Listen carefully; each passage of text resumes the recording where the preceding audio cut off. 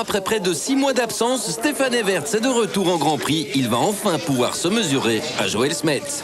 Mais même s'il prend un excellent départ, Stefan Everts va rapidement rentrer dans le rang. Le manque de compétition l'handicape fortement.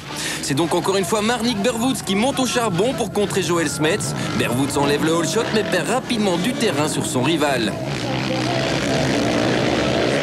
Coup du sort par contre pour son équipier Bartolini. Jusque la 3e, c'est l'abandon dès le 3e tour sur bris de chêne. En tête, Berwoods résiste vaillamment aux attaques de Smets lorsque dans le 4e tour, il se trouve littéralement désarçonné. C'est la chute. En fait, la piste de Grobendank est particulièrement difficile à négocier. Les pluies diluviennes qui ont perturbé le Grand Prix 125 de la veille rendent le terrain totalement imprévisible. Même le grand Joel Smets semble évoluer avec moins de facilité que d'habitude dans les secteurs encore gorgés d'eau.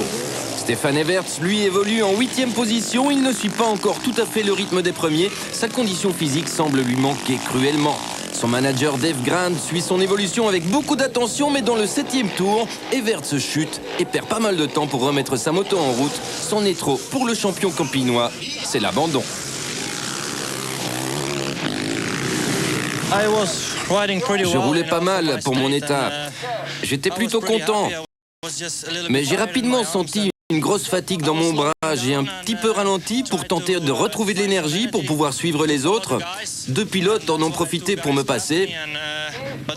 Moi, je me concentrais de plus en plus pour ne pas faire d'erreur. Évidemment, je l'ai faite, cette erreur.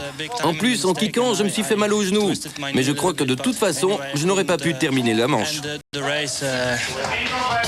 C'est évidemment la toute grosse déception dans le clan Husqvarna. Sur la piste, Joel Smets signe une nouvelle victoire en solitaire devant Berwoods, qui n'est pas parvenu à revenir après sa chute. Dans la 2e manche, les Yamaha Boys semblent bien décidés à prendre leur revanche. Ils abordent le premier tour en tête devant Smets. Après avoir passé Berwoods, Smets s'attaque à Bartolini pour donner une image qui résume assez bien cette saison 2000. Smets poursuivi par les 2 pilotes Yamaha, mais décidément, Berwoods est son adversaire le plus coriace. C'est encore lui qui vient contester sa suprématie.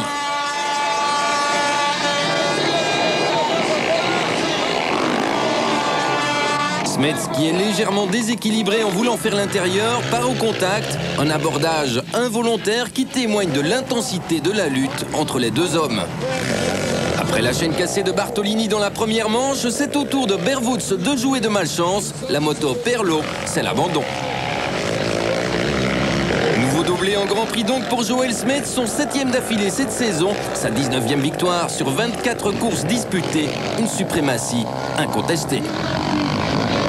Au championnat, Smets compte 115 points d'avance sur Berwoods avant le Grand Prix de la Citadelle. Une victoire à Namur lui permettra de déjà enlever la couronne mondiale. Pour Stefan Everts, qui n'a pas pris le départ de la 2e manche à Grobendank, la saison 2000 est bel et bien terminée. Il a choisi de soigner convenablement son bras pour aborder dans de meilleures conditions la saison 2001. Le cruel dilemme de Joël Robert, le sélectionneur de l'équipe belge du motocross des nations, a donc pris fin. Ce sera Patrick Caps en 125, Marnik Berwoods en 250 et l'incontournable Joel Smets en catégorie Open. Les ténors du championnat du monde 500 avaient rendez-vous pour le plus beau Grand Prix de la saison, la Citadelle de Namur, et Joel Smets en a profité pour rafler le titre de champion manche du championnat.